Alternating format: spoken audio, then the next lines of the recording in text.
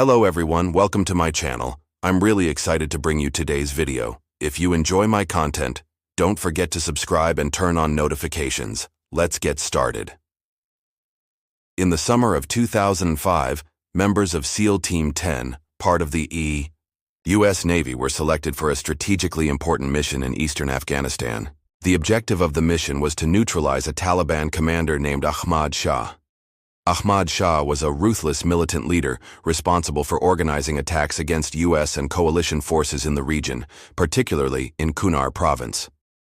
The operation, codenamed Red Wings, was planned with a four-man SEAL team tasked with infiltrating enemy territory, identifying Shah's activities, and eliminating him when the opportunity arose. The team was led by Michael Murphy, accompanied by Danny Dietz, Matthew Axelson, and Marcus Luttrell. Each of them was highly trained and experienced in intense combat conditions. The SEAL team was transported by helicopter into Kunar's mountainous terrain under the cover of darkness. They landed at the designated location swiftly and silently. The region was characterized by high altitudes, dense forests, and rugged terrain. To reach their target, they had to undertake a long trek. To avoid detection by the enemy, they minimized radio communication and moved cautiously to leave no trace. As they advanced, they drew closer to villages under Taliban control. They began surveillance, tracking enemy movements. Initially, everything proceeded according to plan. However, they were unaware of the deadly challenges that lay ahead. As the first rays of sunlight filtered through the mountains, the SEAL team carefully continued their mission. The area they were in was a highly dangerous zone where the Taliban frequently patrolled and carried out operations. Radio silence was maintained, and every step was taken with strategic precision. Everything seemed to be going smoothly, until an unexpected encounter occurred.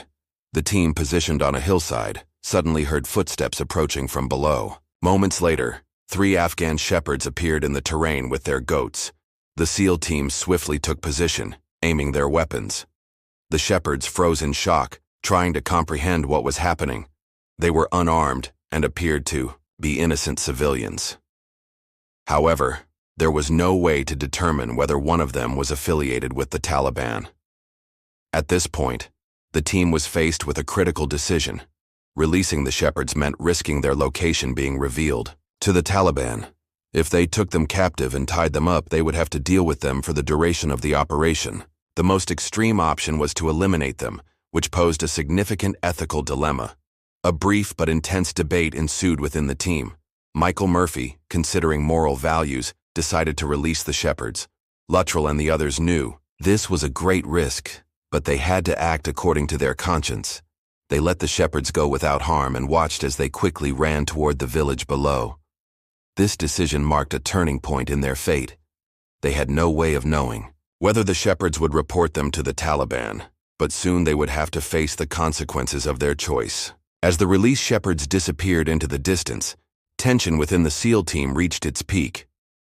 Each member understood the potential consequences of their decision, yet they accepted that there was nothing else they could do.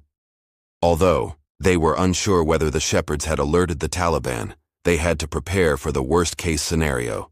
The team decided to relocate to find a better vantage point. The mountainous terrain made movement difficult. Dense pine trees and rocky areas restricted their field of vision. Luttrell and the others advanced cautiously, scanning the area. However, before long, one of them noticed fast-moving shadows. On a distant hill, the enemy might be on their way. The team quickly dropped to the ground and observed. Moments later, they spotted a group of Taliban fighters rapidly approaching through the valley below. They were armed with AK-47s, RPGs, and machine guns. Their numbers were increasing as they spread across the rocky and wooded areas, preparing to encircle the SEAL team. At that moment, one of the team members suggested making a distress call over the radio, but the rough terrain made signal reception difficult. Before they could call for help, the Taliban fighters suddenly opened fire. The first bullets hit the rocks around the team, sending dust and pieces of stone flying. As the SEALs quickly took positions and began returning fire, bullets rained down from all sides, and Luttrell and his comrades realized that the Taliban fighters were far more numerous. However, there was no place to retreat. Michael Murphy and Danny Dietz were lightly wounded in the opening salvo but continued to fight. Luttrell and Matthew Axelson, despite the intense enemy fire, managed to take out several Taliban fighters with their sharpshooting skills.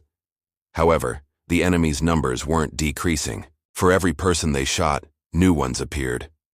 Using their advantage of high elevation, the Taliban militants began to corner the SEAL team into an increasingly smaller area. Bullets whizzed by, stones shattered, and dirt was thrown into the air. While trying to neutralize the enemy, the team also searched for a safe route to retreat.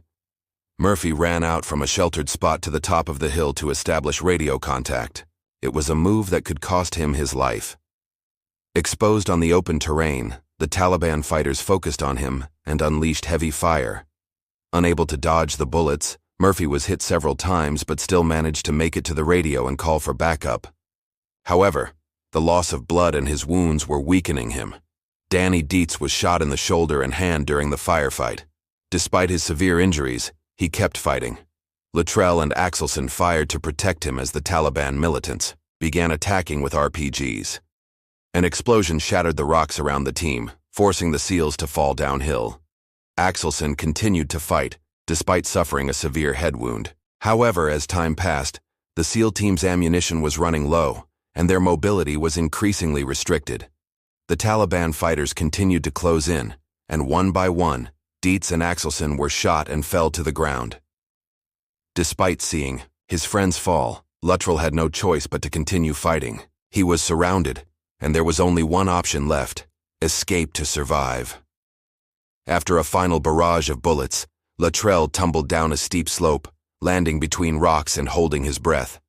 The Taliban fighters were scanning the area to check if he was dead.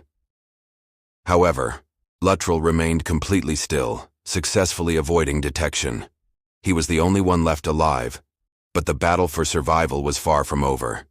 When he opened his eyes, his entire body felt as though it had been shattered. Even breathing was painful. The scent of blood lingered in the air, and the echoes of the battle still rang in his ears. As Marcus Luttrell looked up, he saw the sky. The light filtering through the fallen branches reminded him that he was still alive, but to survive, he would have to endure more pain. His body was broken. The bullet wounds were still bleeding. His ribs might have been broken, and his left leg had been damaged to the point where it could no longer support him. When he touched his face, he realized it was covered in blood. There was a taste of dirt and blood mixed in his mouth, but no matter what, he had to get out of there. He knew the Taliban could still be nearby. A few meters away, on the battlefield that had turned into a graveyard, lay the lifeless bodies of his friends. However, going to them would be suicide. The enemy was most likely still searching for him. He had to move silently, leave no trace, and survive. Luttrell gathered all his strength to move his injured body. He wasn't in a condition to stand up. His only option was to crawl. He slipped into the bushes, quietly moving downhill. The area was completely silent, only the faint sound of the wind could be heard. He didn't know if the Taliban would return, so he had to avoid even the slightest noise. Using his hands and his uninjured knee, he crawled forward, but every movement caused intense pain. His broken ribs ached, and his lungs burned, but he couldn't stop. After a while, he reached a small puddle of water. Thirst was even more intense than the pain. The water was muddy, but he didn't care. He cupped his hands and started drinking the dirty water. As he drank, he realized that the Taliban's voices were near, meaning they were very close. He immediately pulled back, lying flat in the water, holding his breath. The enemy was moving not too far away. He had lost all sense of time. He didn't know how many hours had passed. For what felt like days, he continued crawling. Hunger, thirst, and blood loss were weakening his body. Luttrell's consciousness was fading in and out. At times, he would experience brief moments of unconsciousness, and when he opened his eyes, he couldn't even remember where he had gone. At one point, when he lifted his head, he noticed the beauty of the nature around him. It felt as though the world had split in two. One side was war, death, and blood. The other side was lush green trees, silent mountains, and a bright blue sky. Here, in this paradise-like nature, he did not want to die. This thought gave him strength. Eventually, he reached a rocky area. It was an ideal place to hide. Crawling under a large rock, he pulled himself inside. He no longer had the strength to move. He had to rest here. He placed his hand on his wounds. The bullet was still inside his body. Shrapnel pieces were embedded under his skin. There were no scalpels or antiseptics. His only option was to use his knife to clean the wound. Gritting his teeth, he inserted the knife into the wound with trembling hands and began removing the shrapnel pieces. Blood kept flowing, but he had no other choice. As night fell, the air grew colder. He began to shiver, but sleeping would be equivalent to death. He had to keep his eyes open. He knew the Taliban could be on patrol again before morning. Once more, he began crawling, knowing he had to merge with nature to survive. But he still didn't know if the Taliban had left the area. The danger was far from over. For days, Marcus Luttrell had been fighting to survive, trapped in hunger, thirst, and severe wounds. He continued to escape death in the rugged terrain between the mountains. He didn't know how long he had been moving. His body was filled with shrapnel and bullet wounds, and the broken ribs made every breath a torture. Finally, he came across a small village. It was one of Afghanistan's isolated Pashtun villages. Luttrell didn't know whether the people living there were friends or enemies, but he had no other choice. He was exhausted and could no longer move. As his mind grew foggy, he made one last effort and dragged himself toward the village entrance. The last thing he saw were the faces of several men approaching. Then everything went dark. When Luttrell opened his eyes, he found himself inside a small, mud brick house.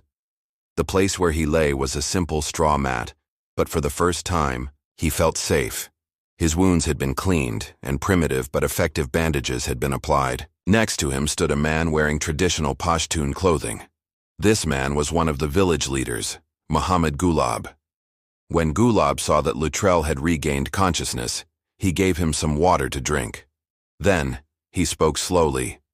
"You are safe. Here, we are Pashtuns. We protect our guests." Although Luttrell didn't fully understand Gulab's words, he could sense that the man's intentions were friendly. According to the Pashtunwali tradition of hospitality, anyone who sought refuge in a village, even an enemy, would be protected. This was one of their unbreakable honor laws. News of Luttrell's presence in the village spread quickly. Before long, Taliban militants arrived at the village. The armed men threatened the villagers and demanded that they hand over Luttrell. They said that if the village refused to hand him over, they would punish everyone. However, Gulab and the other villagers did not back down. The Taliban militants issued a final warning and left the village, but everyone knew they would return. Gulab and the villagers had not only put Luttrell's life at risk, but their own families were now in danger as well. A plan was quickly devised. Luttrell was moved to a safer spot in the village. The villagers provided him with food and water, while also trying to send word to the American forces. This was a risky endeavor, as the Taliban might have been watching the village. However, the Pashtunwali code did not waver the villagers' determination.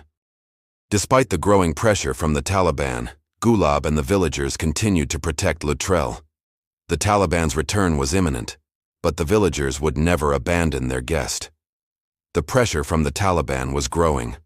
The Pashtun villagers hiding Marcus Luttrell knew that they could be attacked at any moment, but staying true to the Pashtunwali code, they refused to hand him over. Instead, they took a huge risk to ensure Luttrell's survival. They sent word to the American military.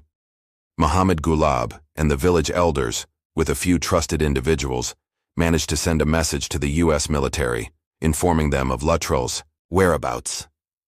However, it would take time for the American forces to reach him, and the Taliban militants could return at any moment. The villagers prepared for the Taliban's possible return, while Luttrell continued to try to recover. For days, Luttrell hid and gradually regained his strength. His wounds were still not healed, but at least he could sit up and walk short distances. However, during this time he realized the great sacrifices the villagers had made for him. They were not only protecting a stranger, but also putting their own lives in danger for him. On the morning of July 4, 2005, U.S. forces in Afghanistan confirmed that Luttrell was alive and being protected by the Pashtun villagers.